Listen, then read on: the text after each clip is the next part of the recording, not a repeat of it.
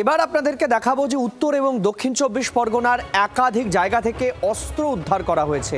এই অস্ত্র উদ্ধারের ছবি একেবারে নিজের সোশ্যাল মিডিয়া হ্যান্ডেলে পোস্ট করেছেন রাজ্যের মুখ্যমন্ত্রী শুভেন্দু অধিকারী। বিশেষ করে দেখা যাচ্ছে উত্তর এবং দক্ষিণ 24 পরগনার একাধিক জায়গায় বাসন্তী থেকে উদ্ধার করা হয়েছে বিপুল অস্ত্র, এবং একই সঙ্গে অস্ত্র উদ্ধার করা হয়েছে সন্দেশখালীর কুমড়োখালী থেকেই বিপুল পরিমাণ যে অস্ত্র উদ্ধার করা হয়েছে। সেই অস্ত্র উদ্ধার নিয়ে রাজ্যের মুখ্যমন্ত্রী শুভেন্দু অধিকারী তিনি সোশ্যাল মিডিয়ায় পোস্ট করেছেন, অর্থাৎ সেই ছবি।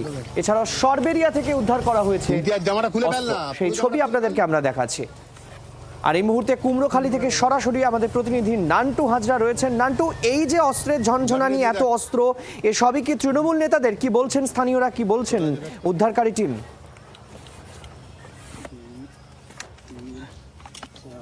দেখে একেবারেই তৃণমূল নেতা এলাকার তাদের জায়গা থেকেই কিন্তু এই বিপুল পরিমাণ আগ্নেয়াস্ত্র উদ্ধার হয়েছে। আমরা রয়েছি 8 নম্বর কুমড়োখালীতে, বাসন্তী থানার অন্তর্গত।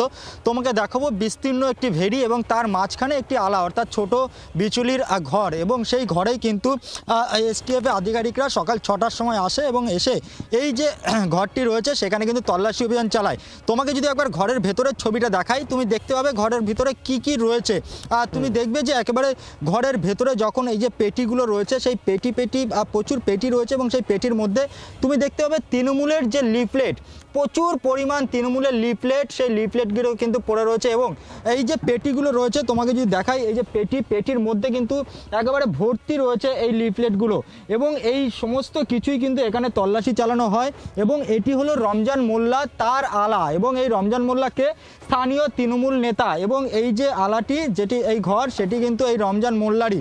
এবং এখানেই কিন্তু উদ্ধার দেখা যাচ্ছে যে প্রচুর তৃণমূলের ফ্ল্যাগ রয়েছে, প্রচুর লিফলেট রয়েছে এখান থেকে। এবং এই যে ভেরির মাঝখানে একটি আলা, সেখানে কেন এই এত তৃণমূলের লিফলেট রয়েছে সেটা নিয়ে যেমন একদিকে প্রশ্ন উঠছে, ঠিক তার পাশাপাশি তোমাকে জানিয়ে রাখি যে এই রমজান মোল্লাকে যখন গ্রেপ্তার করা হয় তারপরেই কিন্তু একাধিক জায়গার খোঁজ পায় এসটিএফ আধিকারিকরা, এমনটা এসটিএফ সূত্র খবর। এবং সেখানে দেখা যায় যে একেবারে সরবেরিয়ার বিটপোল এলাকার একটা ভেরি, সেই ভেরির মাঝখানে একটি নির্মীয়মান বহুতল রয়েছে, নির্মীয়মান বাড়ি রয়েছে, সেখানে এসটিএফের আধিকারিকরা তল্লাশি চালায় এবং সেখান থেকেও কিন্তু অস্ত্র উদ্ধার হয়। একবারে রিভলভার থেকে, দোনালা বন্দুক থেকে, রাইফেলের বাট, সমস্ত কিছুই উদ্ধার হয় সেখান থেকে।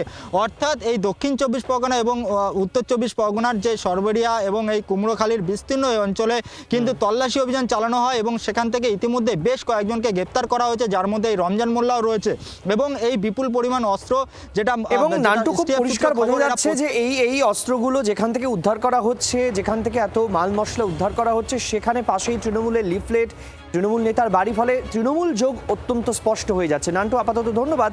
আর আমি আপনাদেরকে আরও একবার দেখাই রাজ্যের মুখ্যমন্ত্রী শুভেন্দু অধিকারীর, মুখ্যমন্ত্রী নিজে সোশ্যাল মিডিয়া হ্যান্ডেলে তিনি পোস্ট করে যে ছবি দেখাচ্ছেন, সেই ছবি আপনাদেরকে দেখাচ্ছি। সেখানে তিনি পরিষ্কার দেখাচ্ছেন কিভাবে অস্ত্র উদ্ধার করা হচ্ছে। সন্দেশখালী ছবি মুখ্যমন্ত্রী শুভেন্দু অধিকারী পোস্ট করেছেন, সেই ছবি আপনাদেরকে দেখাচ্ছি। শুধুমাত্র সন্দেশখালী নয়, এদিকে কুমড়োখালী থেকেও আপনাদেরকে লাইভ সম্প্রচারে দেখালাম যে কিভাবে এখনো পর্যন্ত প্রচুর পরিমাণে অস্ত্র রয়েছে যেগুলো উদ্ধার করা হয়েছে এসটিএফ এর অভিযানে। পাশাপাশি আপনাদের দেখালাম বাসন্তীর ছবি। সরবেরিয়াতেও প্রচুর পরিমাণে আর্মস অ্যামুনেশন উদ্ধার করা হয়েছে। বাংলার আওয়াজ, বাঙালির আবেগ, জি 24 ঘন্টা।